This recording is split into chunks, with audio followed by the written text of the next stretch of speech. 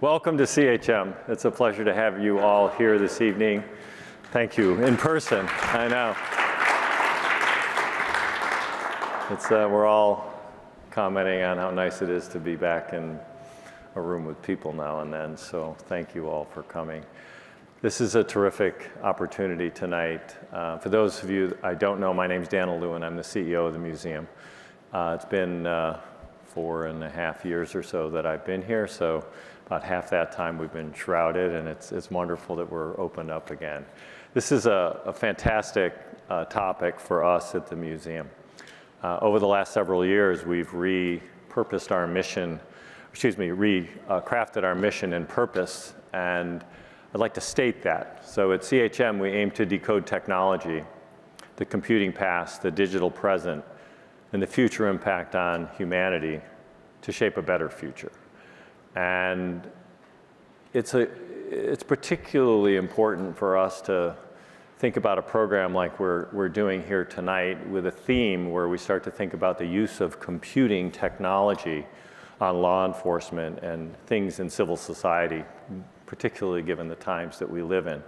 And the ever-encroaching world within which we live, where life, as we all know it, doesn't exist without computing. So this program, I think, is right up our alley in terms of the kinds of relationships and topics that we like to bring to the table here in our live and streamed programming. So welcome to the audience being streamed as well. So the theme of the program around artificial intelligence and technology and criminal justice and law enforcement is really, really important.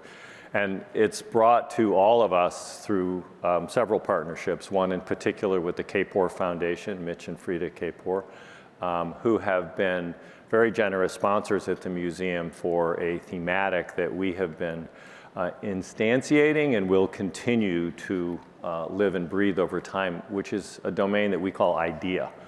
And that stands for inclusion, diversity, equity, and accessibility, so access.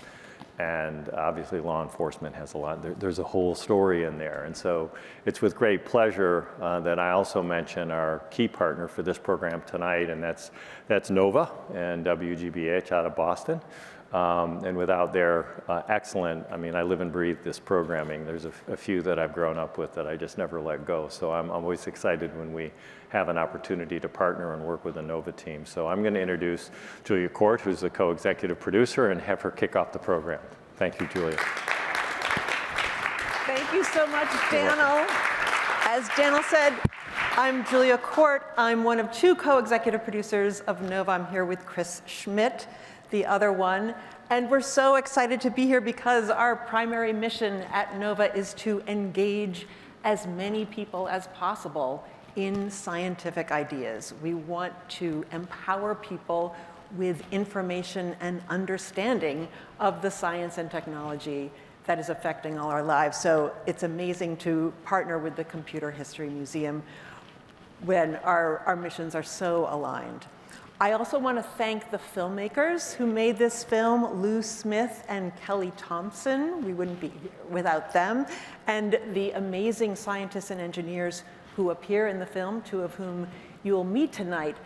And we are so grateful not only for their ability to deconstruct these incredibly complicated computer algorithms and make them accessible, but to bring the human and moral perspective to how we are using these algorithms in police departments and courtrooms around the country every day.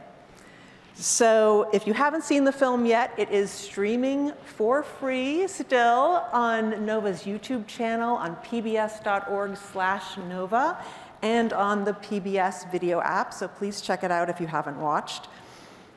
And this is why we make NOVA, so we can all together come to a better understanding of our world and the world we've created. I want to thank everyone who makes this work possible.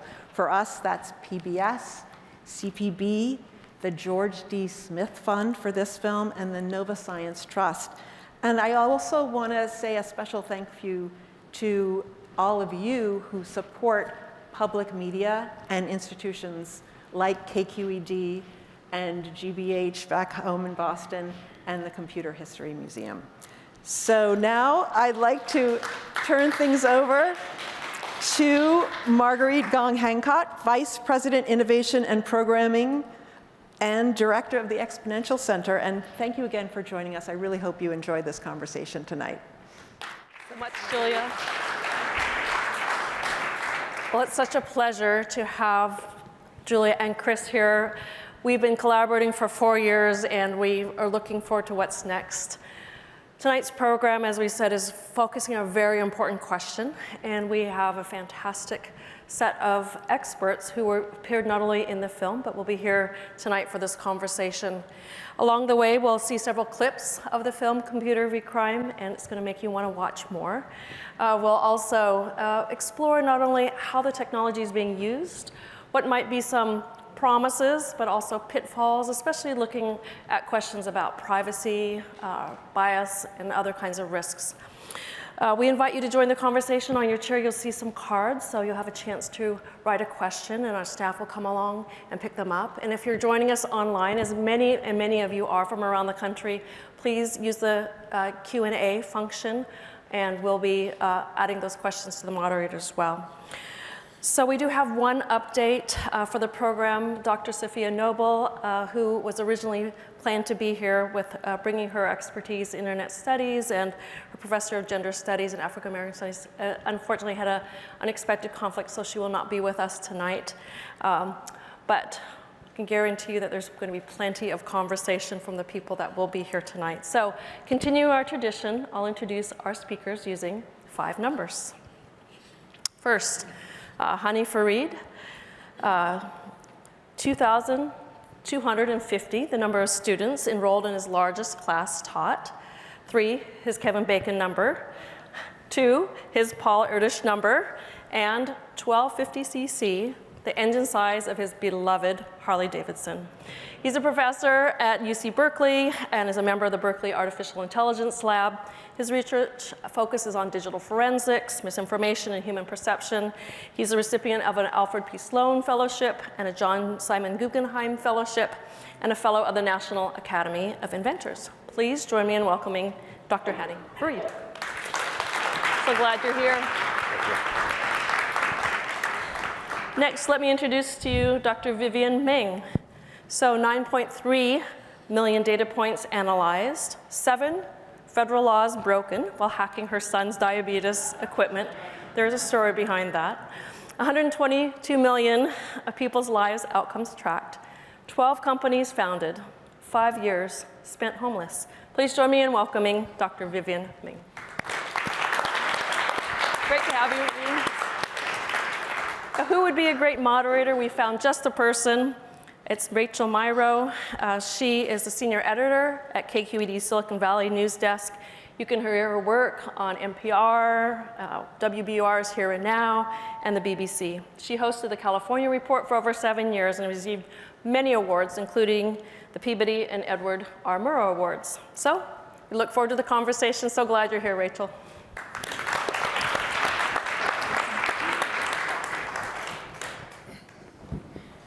Well, what a pleasure to be here with you all tonight, talking about something that is so important to all of our lives. Artificial intelligence is already rolled out throughout so many industries in America today. And if you have had the opportunity to watch Computer v. Crime, you know that this is a very sound and helpful explanation of much of what's going on in the present with an eye to the future. This is going to be difficult talking to 2 doctors by saying doctor and doctor, so I'll just use your first names. Why don't we start, though, with watching a film excerpt you've heard. We'll be playing about 3 of them tonight, and they help to sort of kick off different parts of this conversation. Let's waste no time and watch the first one.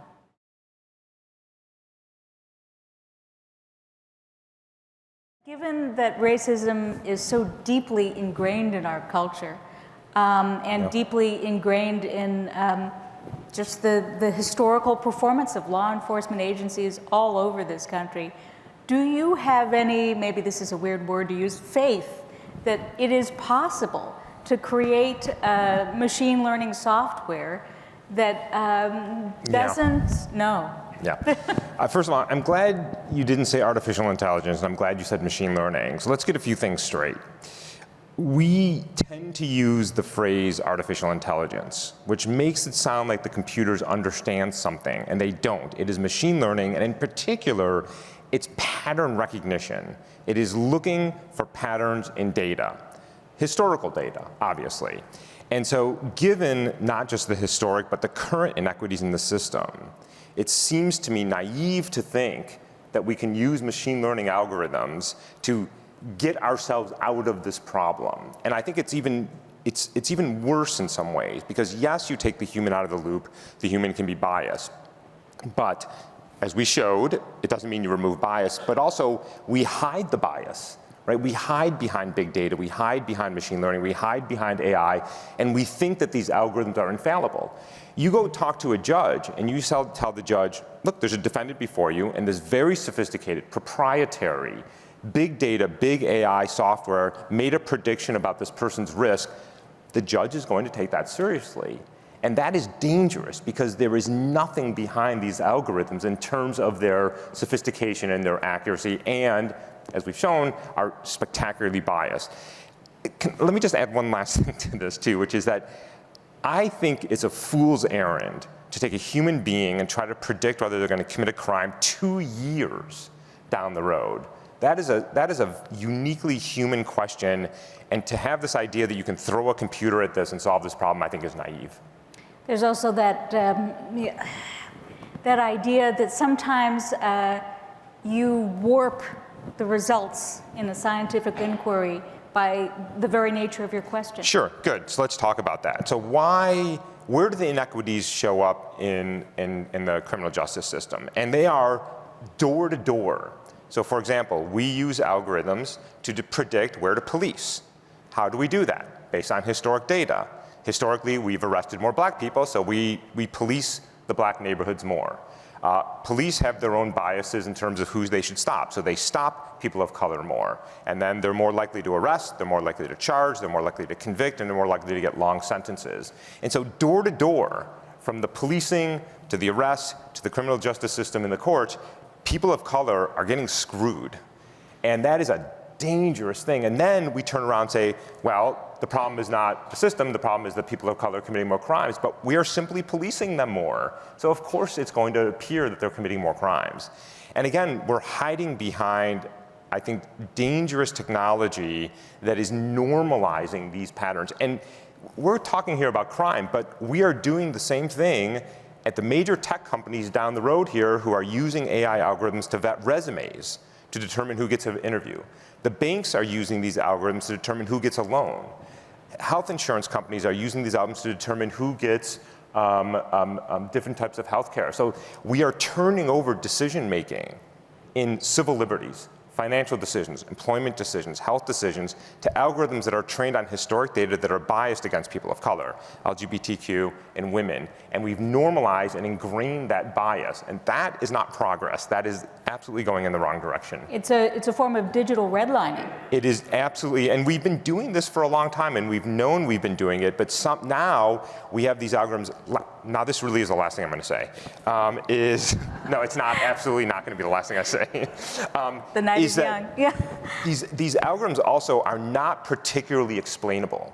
They are very complex, very large systems. Even when you get access to them, the software that we were talking about here was proprietary. We don't know what's under the hood. That's insane that you're using an algorithm to take somebody's civil liberties away and I can't look under the hood. But modern machine learning have models with billions and billions of parameters.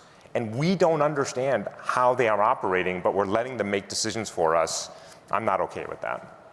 Well, as you say, products and services are already rolled out across the country in, at this point, countless law enforcement agencies. Some of them have gone to their local government representatives to say, can we, may we, under certain circumstances. Others have offered those questions with no intent to make good on it. There are all of these companies that are making claims about what artificial intelligence can do for law enforcement, but who's providing the quality control? Who's the FDA? Yeah. For there is none, and that is dangerous. Here's something else that should scare you. There's a software out there called Clearview AI, which, as far as we can tell, illegally scraped billions and billions of images from the internet. Many of the people in this audience probably had their face scraped, right? We know that they did that illegally, and we're litigating that out. But police departments, without any oversight, in fact, individual police officers can download this application onto their phone and start using it without oversight, without quality control. How accurate is this? Is it biased against people of color? We don't know, but it's a shiny new thing and it's on my phone and it must be fine. That is bonkers. And we don't actually have the equivalent of an FTC or an FDA that is providing oversight for this. I think we will get there eventually. President Biden announced some guidelines for AI. I think they were a little sort of lukewarm, in my opinion, but I think we're starting to get out ahead of it. But I think in the meantime, people are being incarcerated, they are being denied bail, they're being denied parole based on algorithms. People are being denied jobs, loans, and we need to get out ahead of this sooner than later.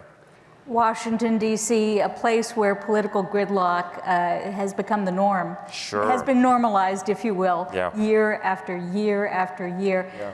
But one of the things that tech industry lobbyists will tell lawmakers is, you're not smart enough to figure this out. Sure. Don't make the mistake of killing the goose that laid the golden Yeah. egg.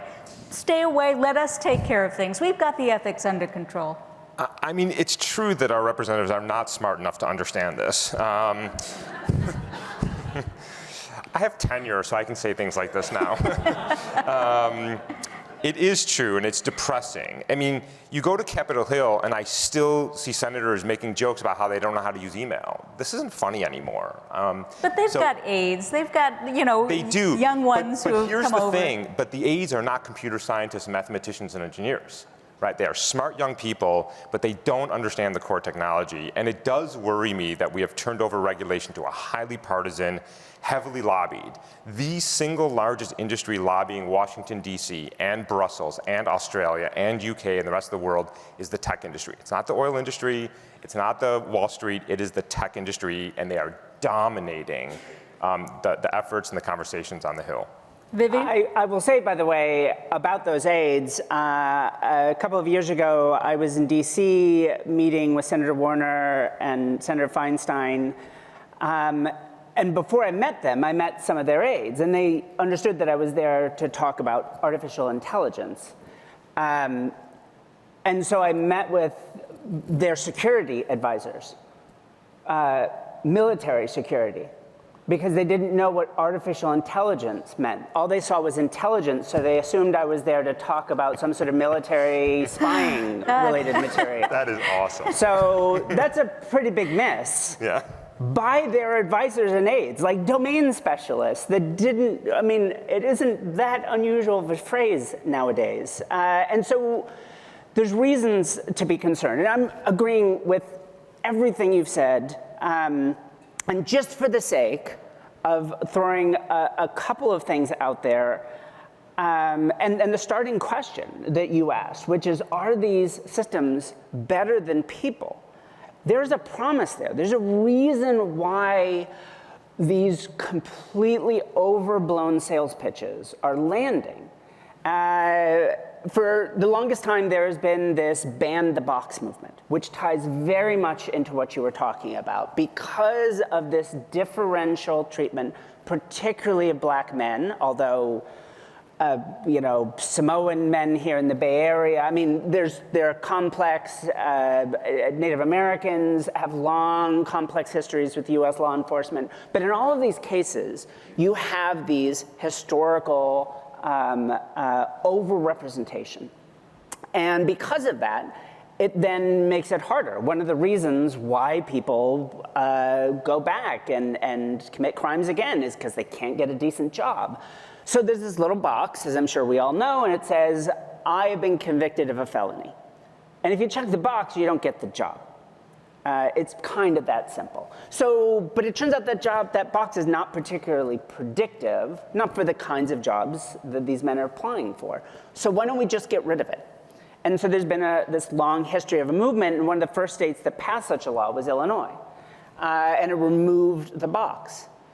And total hours worked by black men in the state of Illinois dropped rather than going up.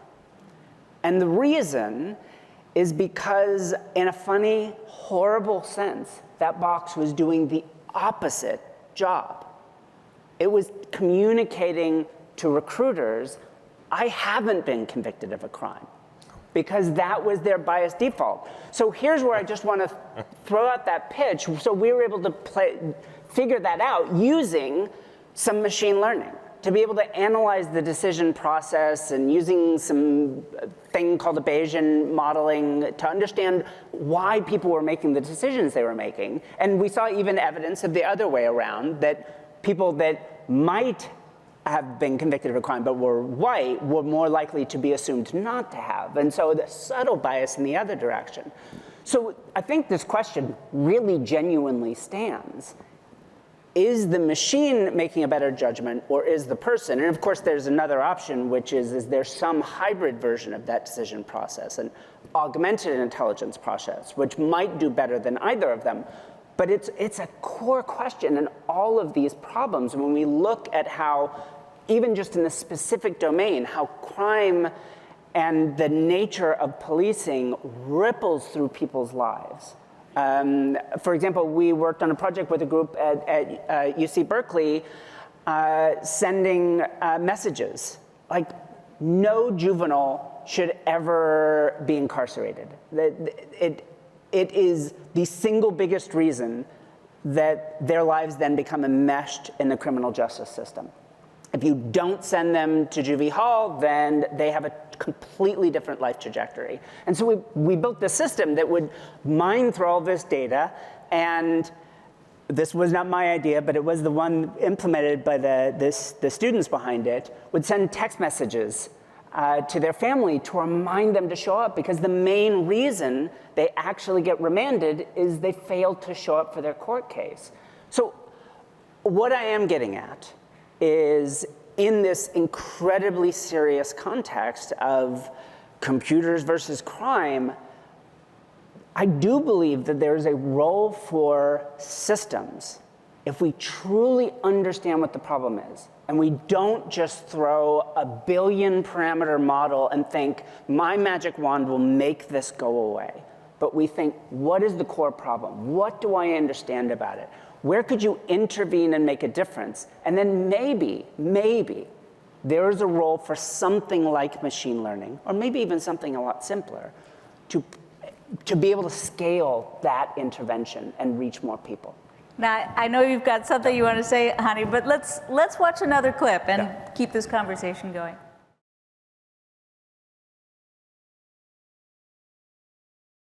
Well, that's depressing. I sense a theme. I sense a theme. Vivian, riddle me this. Why can't algorithms be written where you dictate to the software, you must consider diversity of value? So you can write it that way. I mean, you can conceptualize it that way. And sometimes there's this mistake. If we really were talking about artificial intelligence, and many of us were at the Computer History Museum, right? The classic way we thought about it was a bunch of if-then statements, propositional logic, right? If I wanted data to not do something, I'd somehow just change some aspect of Data's code, and then he wouldn't do it. But that's not how machine learning works. On so many levels, that's not how it works. And in Amazon's defense, as I alluded to in that clip, they didn't just make this horrible system and then release it onto the world. In fact, they never released it, although it became public that they had built it. The first thing they did when they saw these initial bad results is what they were supposed to do, what ethical AI told them to do. And as I described it, they'd take out her and she. They took out all of the first names. They took out the women's colleges, everything that would indicate gender. And there's this idea that we can scrub the history out of the data. We can rebalance the data. If a group is underweighted, we reweight them. They're all very well-intentioned approaches.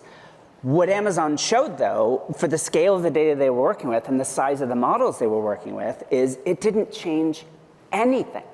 They ended up with essentially the exact same decision process in the end, because these phenomenally complicated deep neural networks trained on enormous quantities of data with huge numbers of parameters essentially are still just looking for correlations.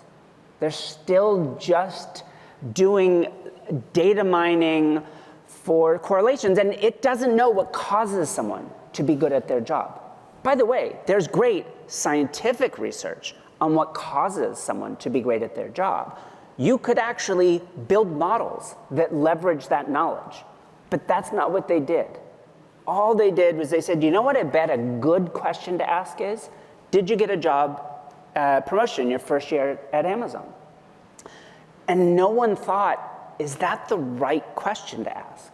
Much less, do we have the right data? Do we have all the right answers?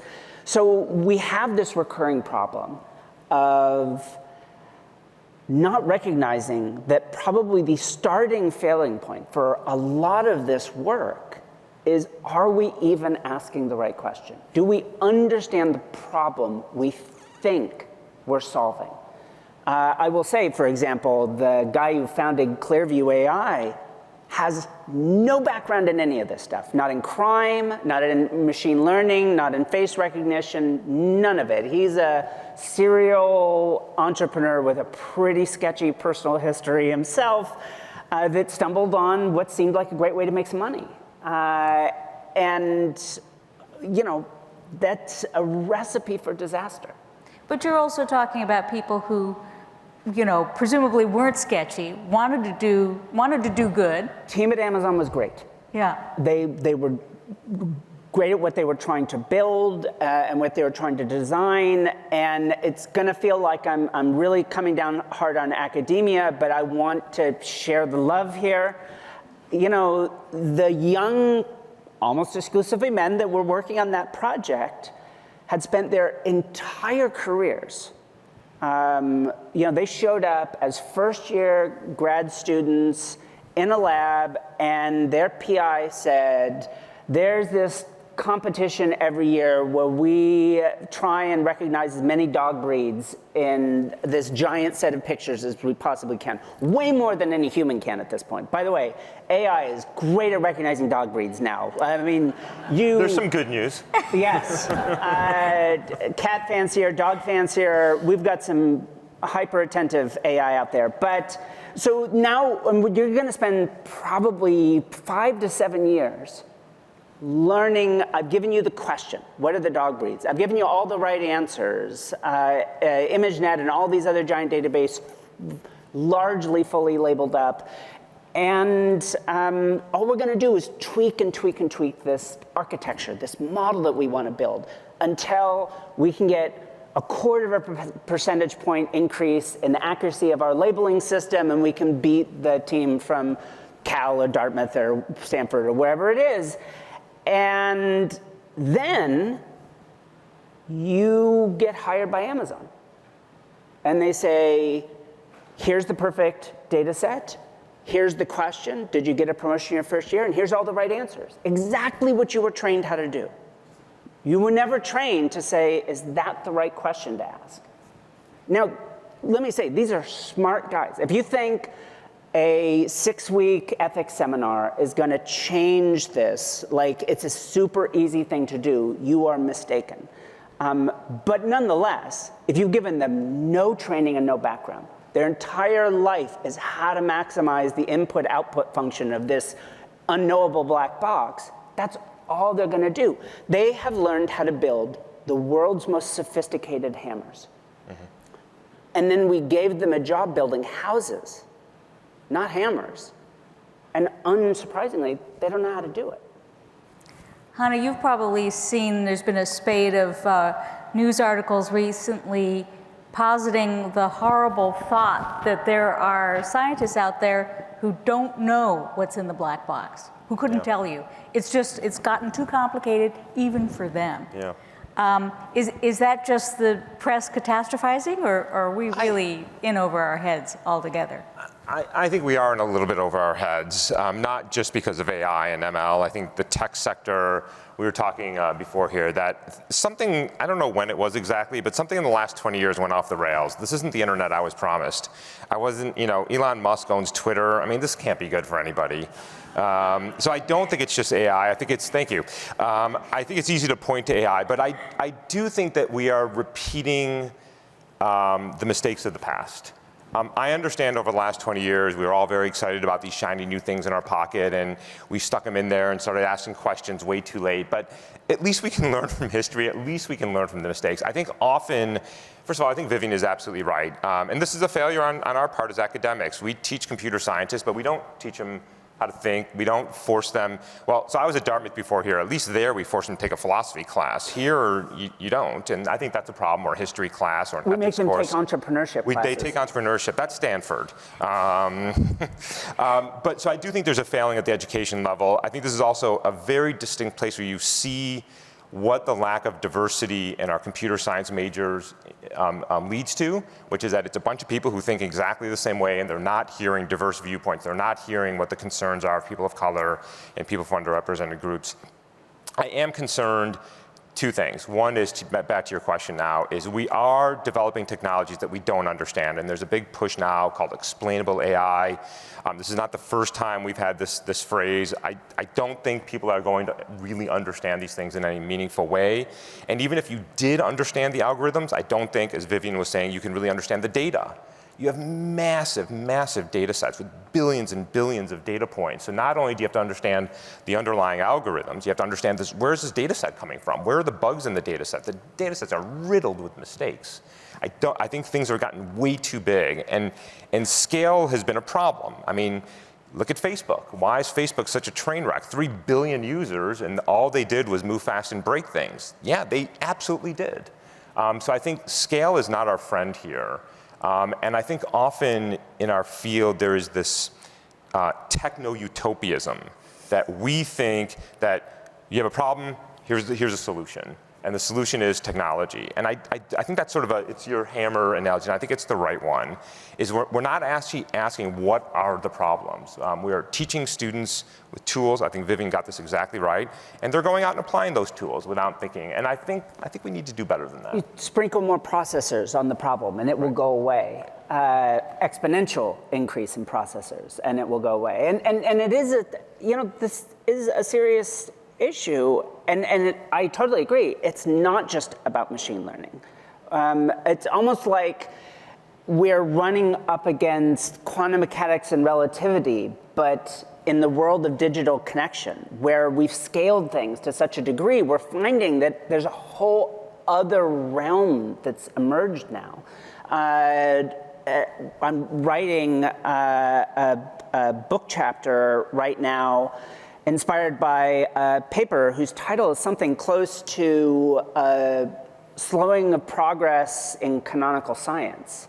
And what they found was exponentially more papers coming out within a field is actually slowing innovation. And then I noticed the same finding in the music industry. More and more songs come out, but our preferences collapse down on the existing people that we know. It's harder for new types of music, new artists to break in. It was the same thing with the scientists. The more papers get published in a field, the more the existing famous scientists get cited, and the harder it is for new people to break in. So then we replicated that looking at people in prediction markets. The more information they had, the more densely social connected they were, on and on. All these cases where the scale kind of goes off the rails, we found that they progressively explored the prediction space less and less and ended up herding around safe ideas instead of the very purpose of this exercise, which was to discover things. So when we talk about the role of computers, AI, machine learning in crime, I think we need to understand the role of dense social connectivity and search algorithms and all these things we don't think of as AI, but it's been part of this distortionary process over the last 20 years. Well, let's depress ourselves further with one last clip from the documentary.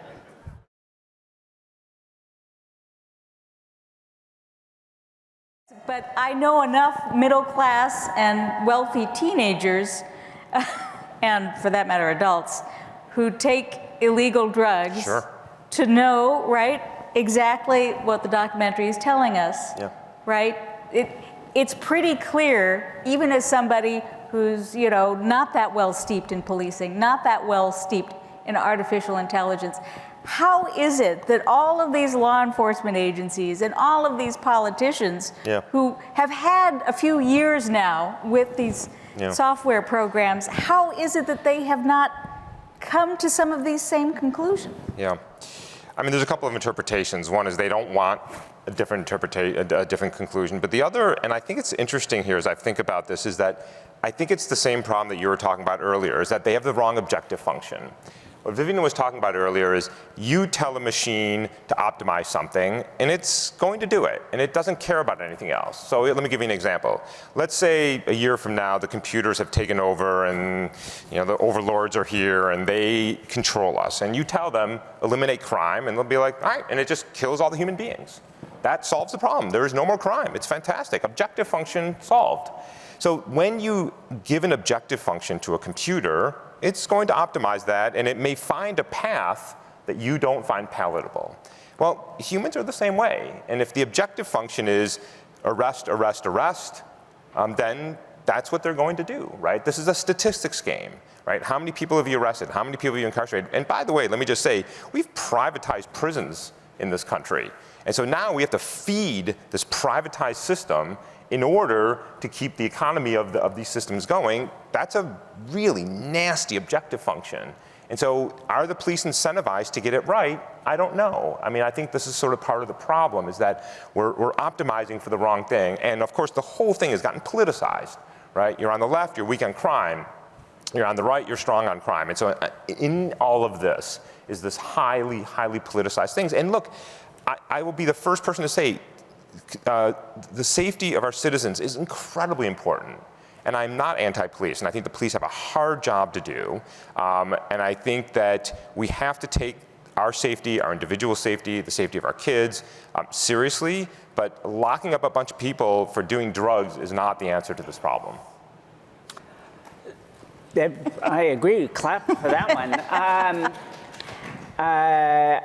And the hardest drug I've ever done in my whole life is tea. And I still agree. So, although my doctor complains, I drink a lot of tea. So, so I wanted to say two things. One is, we've taken some time to criticize some of the realities and limitations of AI / machine learning. We've talked about academia, we've talked about some of the companies, but here are also the policymakers. Sounds like we've both done some policy advising, and I will tell you, they're never there to learn the truth. They're there to see if I can provide them data that supports the policies they already want to do. So you can imagine what product is going to sell well then. So if you're going to the police commissioner of such and such a city, the thing that says police these particular neighborhoods, and by the way, save money by not putting as many people out into the other neighborhoods, that's going to be very appealing for a certain kind of politician or decision maker. And recognizing, again, that there's a human component. Like, we should own a meaningful part of what's broken here. We could all be off Facebook or Twitter, or maybe Elon will launch Twitter and just like he did his Tesla into space. But I mean, we could make these choices, and yet we don't. And I'm saying we in a very collective sense, but there's surely something in your life that you knew you shouldn't be doing, and you do anyways because we're human. And it's very easy to fall apart. I was the chief scientist of one of the first companies doing AI in hiring, and what you were saying about these systems being biased, I was right there as that industry evolved out and saw it happening. This is 2013. The term explainable AI, although it has cycled through history, was not a thing yet, but we had explainability in our models. We told the recruiters, you should hire this person, and here are 3 reasons why, surfaced by our system. And then we did our analysis of the people using the system, and 2/3 of our users at all of the biggest companies didn't look at that at all. They never looked at any of that information. They looked at people's name, their school, and their last job, which is literally exactly what they would have looked at on a paper resume 100 years ago. So you can build these AIs and promise magic, and even if the promise was a real one, you're still dealing with a human world. And that's challenging. But let me throw out something again. I want to end on something a little more positive, because the map that was laid out there, I never watch myself on screen, so this is all I've seen of this documentary. The map of the policing. I worked on a project like that, not in policing, but in cholera. So I collaborated with a group at Columbia, trying to predict where cholera outbreaks in Western Africa would take place, particularly rural areas where there just were not doctors. There may be clinics, but they weren't just understaffed. You'd have traveling groups of clinicians going around to the clinic, so most of the time they weren't staffed. And we did something that felt a lot like the predictive model, but instead there was a big twist. What we told ourselves is we didn't know where the next cholera outbreak would be. So why don't we send the clinicians partly to figure out the reality of the situation? In computer science world, we called this the trade-off between exploitation and exploration. So here it's all exploitation. All of the crime is happening in this one place. In the model we built and deployed, we wanted to explore. Let's send clinicians to places where we think an outbreak might be likely to happen, but also just to sample what's going on in that local community. The brutal truth is some of our data came from things like coffin sales, which happen to be a very big thing in Africa, and it's easy data to get. So we'd look at where coffin sales were highly variable, and we'd begin to direct these clinical groups around, so that they had to visit all of the clinics, but we could bias them towards places where we were explicitly uncertain, which in a way is the exact opposite of what was going on here. We think this neighborhood is where drug taking is taking place and all the crime, and so we're going to send everyone here, instead of where are we most uncertain, and can we leverage real expertise to make a change in that space? Can I add one thing about the policy people, because you said something that was interesting to me. I think I was talking about objective functions earlier, and we have a problem with the objective functions of politicians. What are they trying to maximize? Getting reelected, right? Not making the world a better place, not helping us, not helping communities. They're trying to get reelected. They have a faulty objective function. But I would also say that they're hearing from prospective voters who are saying, make this problem go away. That's actually not true. They're hearing from lobbyists who have an awful lot of money, and they're not hearing from us, in fact, and not nearly as much as they're hearing from the lobbyists. And I think that is a fundamental problem with our political system. But it sounds like what you're both arguing for is this idea that AI, certainly market-driven AI, isn't going to get better until the consumers get smarter about what they demand from the software. I think that's right. I think it's a tough sell to ask the average consumer to reason about very sophisticated technology with complex economic, social, and political implications. This really needs to be our leaders. But here's another really tricky issue, too. We're a country here of 350 million people. There's a big world out there. There's 8 billion people in the world. And we need to think about how Silicon Valley is exporting technologies, and not just to liberal democracies, but to a big, complex, diverse world. We have a responsibility here in this very little tiny part of the world that I don't think we are owning up to. Well, I don't want to hog the conversation, and some of you have written some very thoughtful questions, so let's get to them. Instead of local policing, is this technology useful to pursue white-collar crime? That's a great question.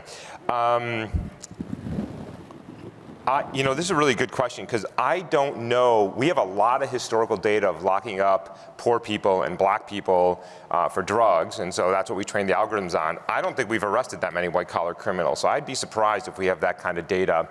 It is true, however. Here's one place where I think, and first of all, I know I'm sounding a little pessimistic. I'm a little cranky today. I am not anti-technology. I agree with Vivian. There is a place for technology to make the world a better place. I think we've just sort of gone off the rails somewhere, and we need to figure out how to get back on. But here's one place where pattern recognition is very good, which is finding fraud in tax returns. And there are really, really good technologies. I love that she applauded for that. That was great. So there's this, by the way, there was a beautiful statistical law called Benford's Law, which tells you about the distribution of data that you expect to see from natural distributions. And when people cheat on their taxes and make up data, they violate these quote unquote natural laws. So I think that's not really AI per se, but there are really cool pattern recognition techniques that could be used to look for fraud in securities exchange filings and tax filings. I just don't think we're focusing our attention on that. And that's a policy question. Yes, I think that there's a role. I think it has this problem that, if you're thinking about it in terms of GPT-3 and BERT and these massive models, no, there is not nearly enough white-collar data to train on. Although, if we're just assuming every black man is likely a street-level criminal, then maybe we just assume every tax advisor is advising. Every tech bro is. I mean, we can at least do that well, but it's an interesting problem. But even there, I think there's an interesting spin on it. I remember a group. God, was it Dan Jarefsky at Stanford? I can't remember, but looking at the American literary canon and showing that the nature of language, word co-occurrences, and so forth, learned by a machine learning system, a large-scale machine learning system, trained on all of this data, every book ever written in English in the US, had similar kinds of bias associations as we do. And the headline news was AI is biased. Which, no, this was a useful exercise in intentionally training a system to reveal some of the biases that were present in the very books that we read and get then, recapitulated generation after generation as a result. It was revealing. So in some senses, it always breaks my heart when I see someone doing something really interesting. One of my favorite fields is computational social science and people going out and using these models to understand ourselves. And that's what that question evoked in me is a lot of what I care about are suicidal teens, people in workplaces that are being abused, and I've had a lot of fun playing around, for example, with the Enron email data set that all became public because of the trials. And you can actually model out the interactions between people and the nature of their language use and track some of where it became a normalized thing for them to run this giant scam. So, no, I don't know. I agree with you. I don't know that we could do the classic big models here, but there is a real role in using machine learning, not just as the definitive crystal ball that sees the future and predicts who will crime and won't, but instead as a mirror that reflects back to us many of our own ethical choices. And I think there's real value in that. Compass doesn't do better than humans, but nor did early versions of the internet. What ML does better than humans, machine learning that is giving explicit performance measurements and incentives to improve and benchmarks in ways humans typically don't process. What judge tabulates their mistakes? Do you see potential in these models to improve over time and achieve appropriate performance? That's a very thoughtful question, and I think that's a fair point, is that, you know, if we are not introspective and look back and say, we want to become better at this, and do judges do that? I don't know. Do judges go back and look at their mistakes? I don't know. It's a great question. And of course, the machines can do that. So I think that's I'm gonna think about that a little bit longer, but let me get to the last part of this. Do I think the machines can do better? So one of the things that we did, because we did not have access to Compass, they would not give us access, it is proprietary, which by the way I don't think is okay, is we effectively reverse engineer it. We figured out what is the underlying algorithm. And we said, okay, here's a really, really simple algorithm that has the same performance as Compass and the same performance as the humans. Now we think we have a theory, a hypothesis as to what is happening, where the bias is coming in, and so on and so forth. And then we said, okay, let's use a more sophisticated machine learning algorithm. And we kept trying to make the algorithm better and less biased, and we just couldn't. We just kept hitting this wall over and over and over again. Now you could say, well, you're not smart enough to have figured it out. Fair enough, I think that's a perfectly valid point. But I am skeptical, here's the answer to your question, that you are going to be able to write an algorithm that will ingest some amount of data that will make a prediction about what a human being is going to do 2 years from now. I'm just skeptical that there is a signal to be extracted from this. This is not the Minority Report. So I'm skeptical that we should be doing this. And let me just, last thing here is that I also have an issue that I don't think bail decisions should be based on recidivism rates. Bail was always about, you give me some money to make sure your butt shows up in court. And to say a person who is innocent until proven guilty, particularly for a nonviolent crime, is going to have to come up with $5,000 in order to go home, I think should be abolished. I agree again. But let me flip some of this. So one of my first two companies were in education.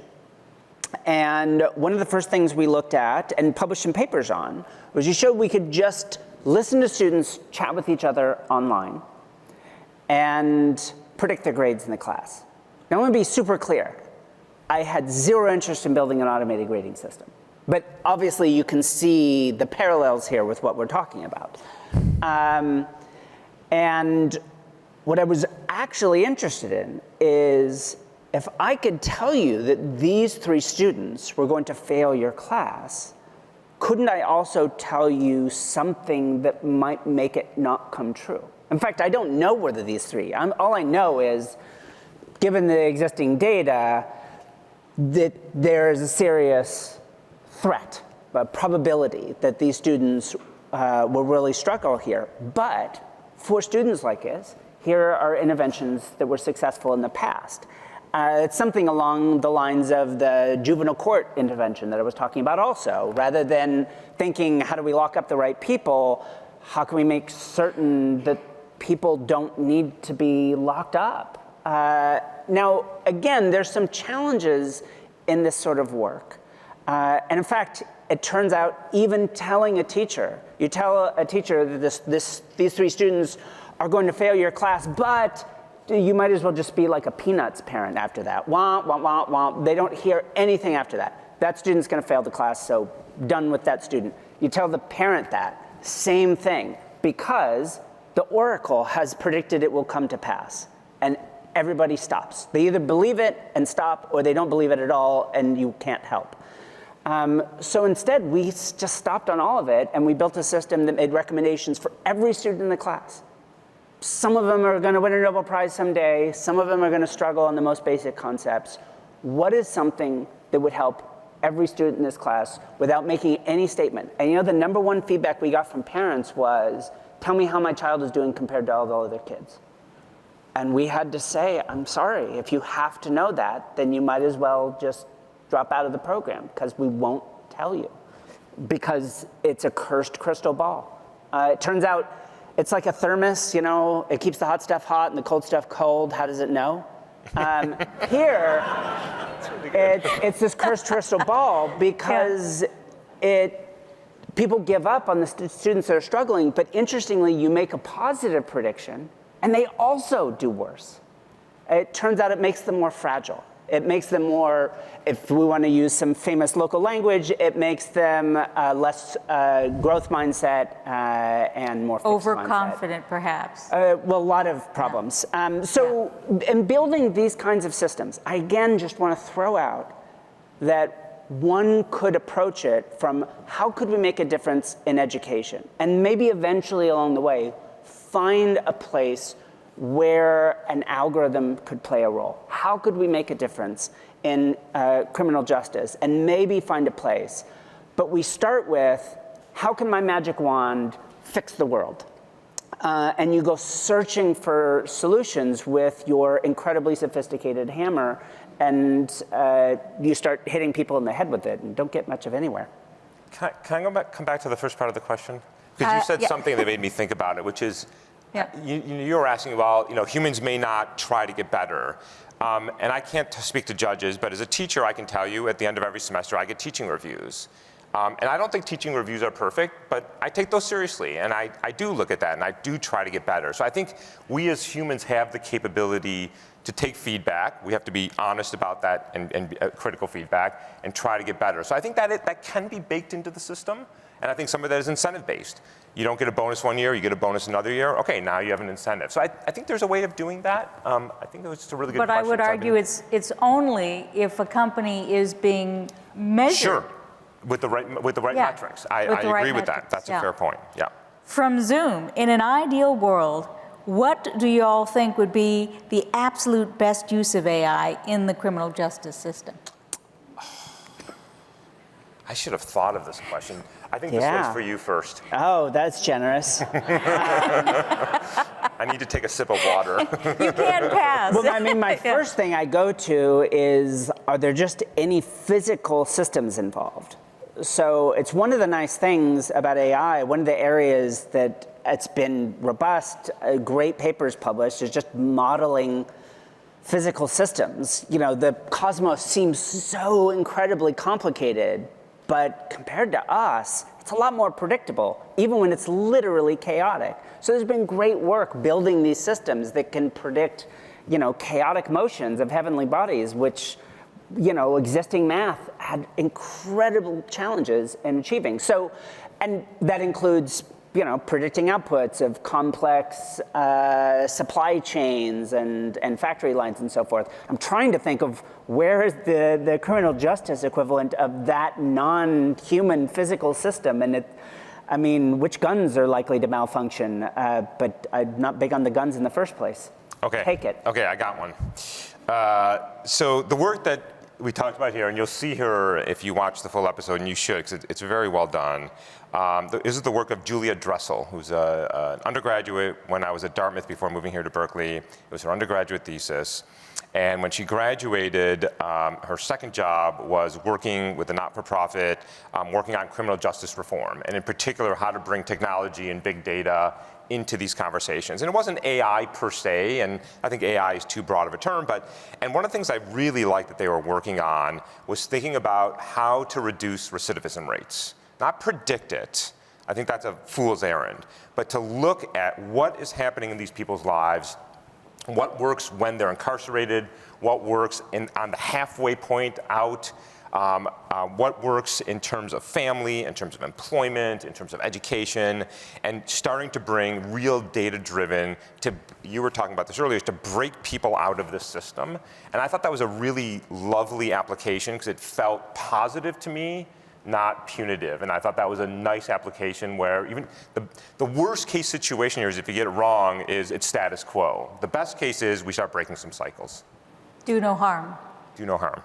So I'm big on the do no harm part, and I guess where I would settle in then, I know I'm riffing off of some of my work in education, but if you want to keep people out of the system, high quality early childcare and education, 0 through 5,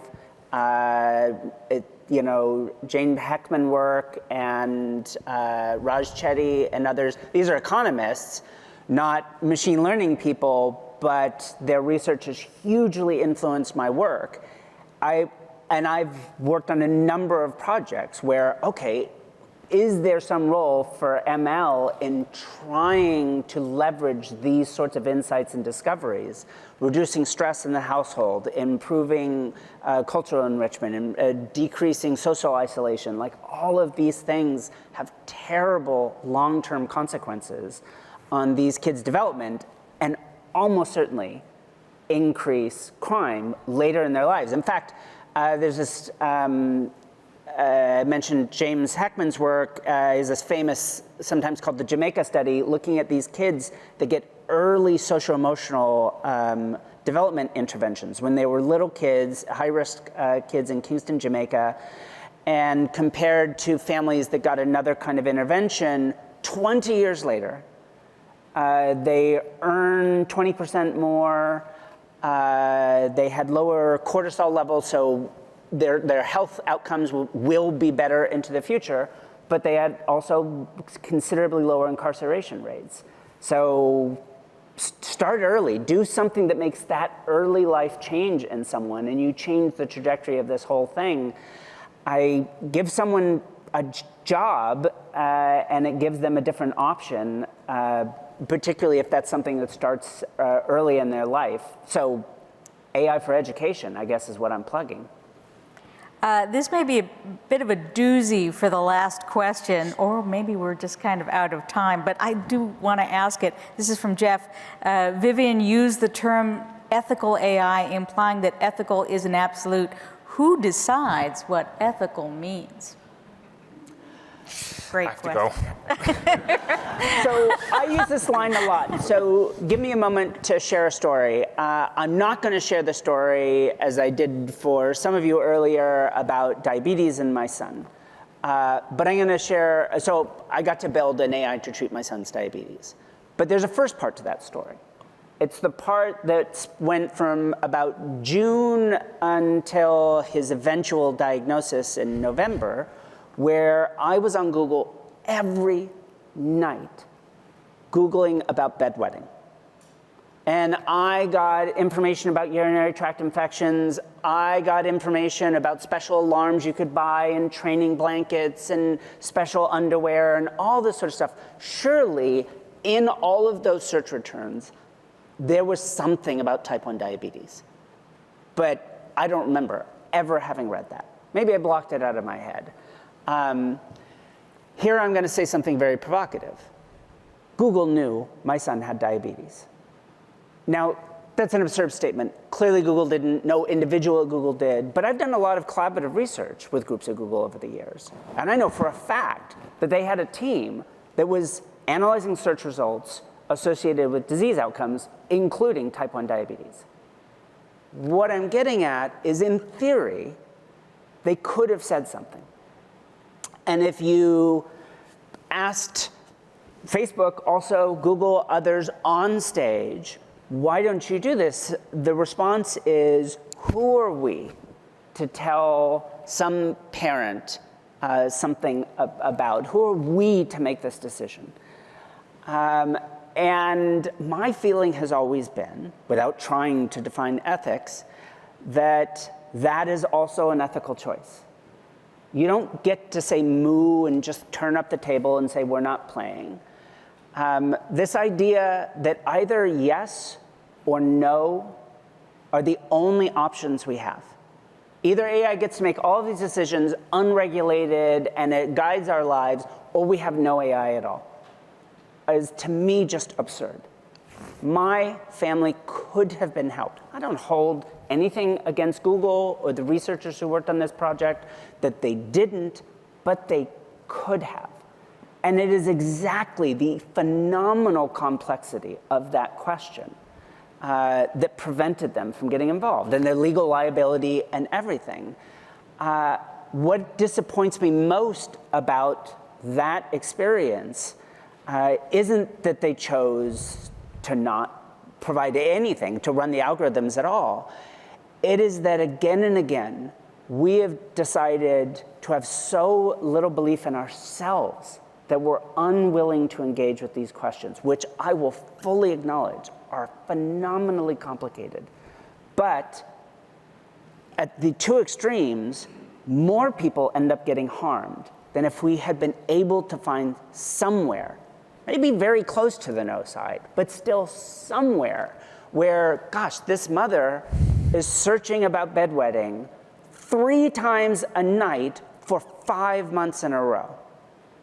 And I can tell you, by the way, nowadays, that went from the odds of my son having type 1 diabetes, and we're just talking about odds, the world's most complex actuarial table, maybe, went from 1 in a million to 1 in 100. Well, all right, so it's still actually most likely that it didn't have it. But the odds ratio of that now suddenly 1,000 times higher. Like, this is a totally 10,000 times higher. This is totally different. This is now a different problem. It's not a prediction that this person will commit crime, or my son definitely has diabetes. But surely we can do something different with 1 in 100 versus 1 in a million.